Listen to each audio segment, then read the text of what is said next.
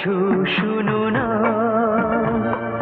মন্দ কিছু দেখো না, মন্দ কিছু বলো না কখনো।